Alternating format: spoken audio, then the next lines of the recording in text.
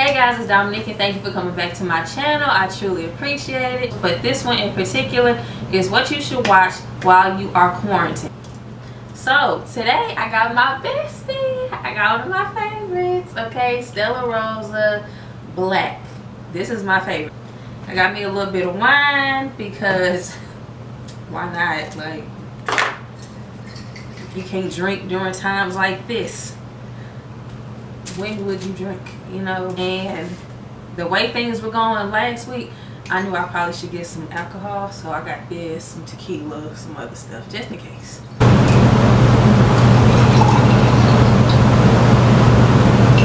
I made this list in 2019, and clearly it's 2020, the end of the world, but I'm just gonna start with what I'm going to start, and then we'll get into what I've already watched. Lock and Key on my block is on season 3. I haven't watched any season. Greenleaf, I am not okay with this. Queen Sono. Now for what I have watched, this list is long, so let me go ahead.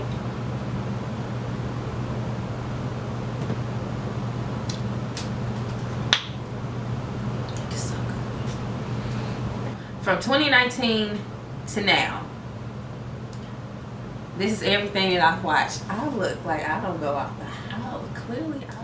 First up is Fallen. It's a movie from 1998 with Denzel Washington in it.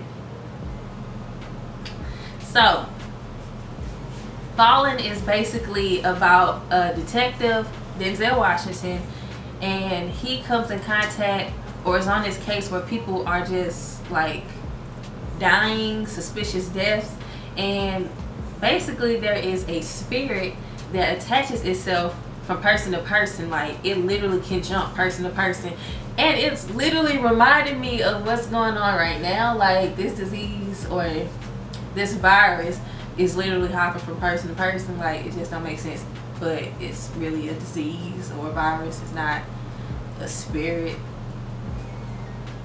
I hope not. He's trying to figure out how to stop the spirit, and yeah, I don't want to give away too much because it's really good. I might buy it off of YouTube. The Trial of Gabriel Hernandez, may God rest his soul. Heavy stuff. Like, if you're not into crime stuff, don't watch it. You probably won't like it. Furthermore, more importantly, if you are one of those people that are sensitive to like the elderly being hurt and killed or children being hurt and killed, don't watch it. Don't put yourself in that situation. It's this young boy, I believe he was 8 at the time. He was literally murdered by his mom and stepdad, and the fact that they had photos and videos of his body badly beaten and shot up and burned with cigarette marks, and it was a lot. Like, it was just a lot. Whatever I just said, that's literally what the whole series was about. It was a docu-series. It was like 5 episodes or whatever, and they just go over who he was as a little boy and people that he interacted with and what they seen, and it's just a lot. The teacher, his elementary teacher, what she seen him coming to class looking beat up and kids being afraid to even talk to him because he looked so bad. It was just, it's a lot. It's heavy. Always a Bridesmaid. What's this young man name? Fine. He's fine. Okay? He popped up on my screen. I said, okay, I ain't gonna turn it off yet because I was real close. Always a Bridesmaid.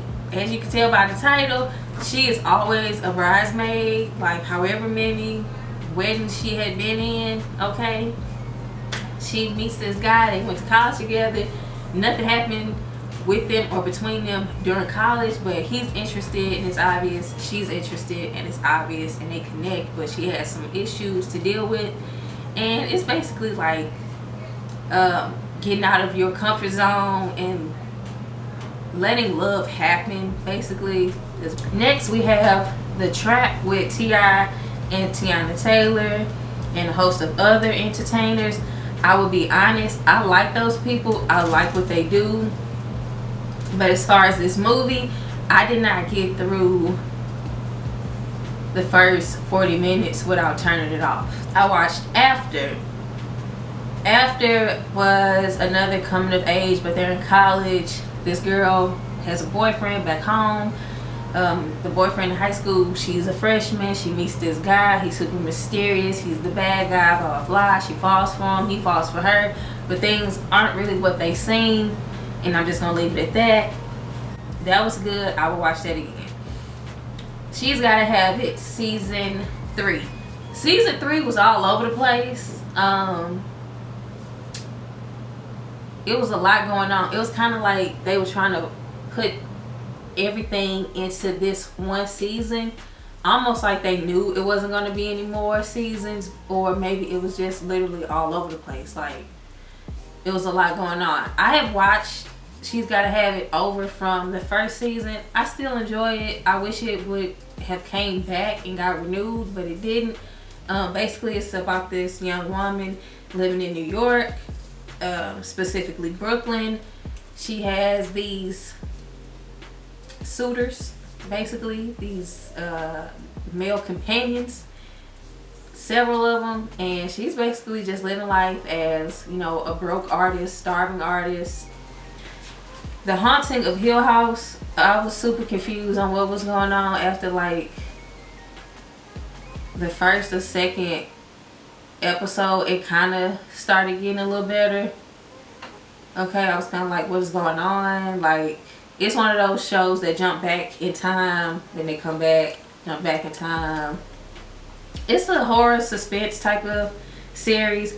Basically, this family is haunted. This house was haunted. There was a whole bunch of deaths and people addicted to drugs. The ending was kind of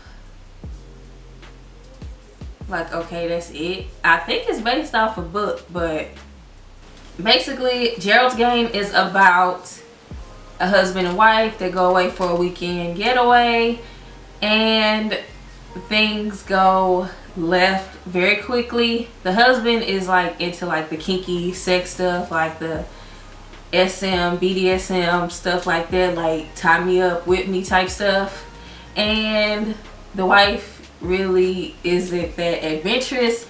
He handcuffs her to the bed, and somehow, yeah, I'm just gonna say somehow. I remember how he fell off the bed, but I don't want to give it away.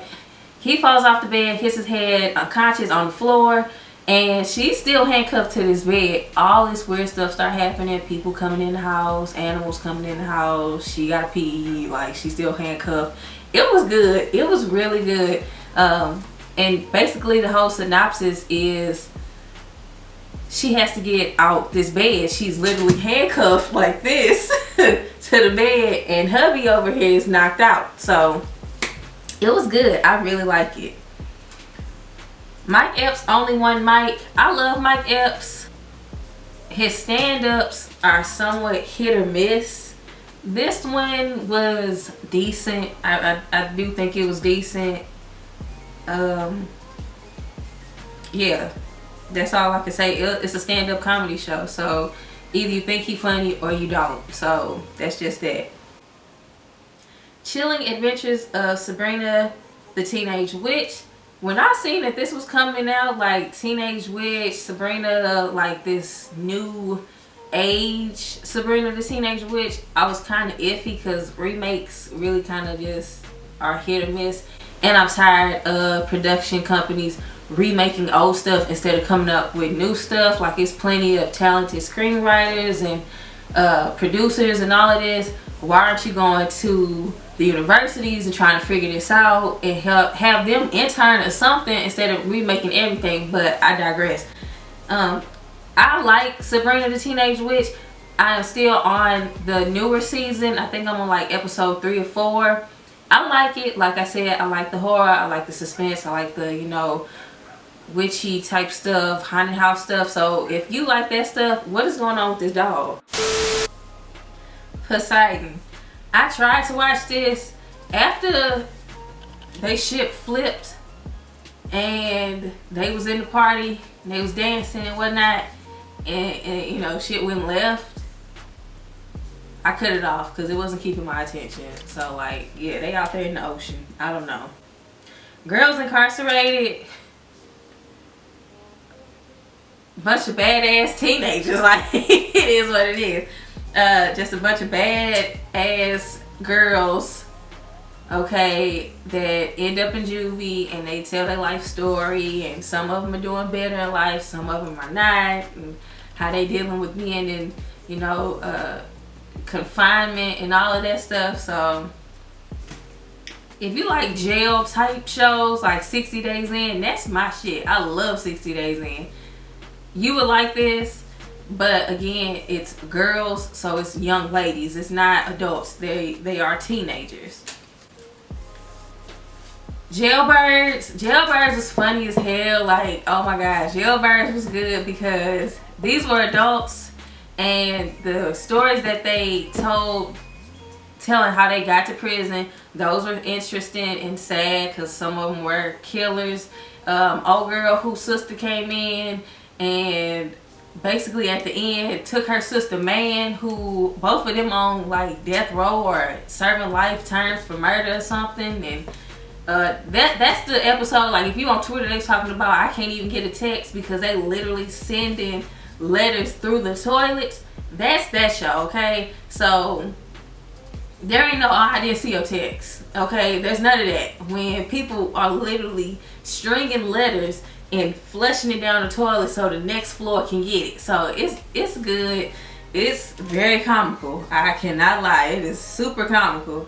Again, if you like shows where people are in jail and they just discussing jail life, then you would like that. Tiffany Haddish, They Ready. I personally like Tiffany Haddish. Do I agree with everything she do? No, but she is genuinely, authentically herself, and I can't be mad at that. Her stand-up comedy special was pretty good to me. I believe that was like my first episode or first show that I've seen of hers, and I laughed. I enjoyed it. So I like Tiffany Haddish. So whatever. Some people don't, but whatever. The next thing I watched is Moonlight. I ain't gonna lie, Trevante Finex was in it, so I just went ahead because I was curious. And Moonlight, coming of age. It's a lot of coming of age movies. Basically, this young man, black young man living in the hood, is gay, and he knows he's gay. There's another guy that seems to be cool with him, and they basically kind of experiment when they're younger, and it's basically his life trying to hide the fact that he's gay. Okay, and it's the ending kind of was like not enough for me, but it was good. It was cool. I think that's the movie that won the Oscar, so it was cool. It was pretty cool.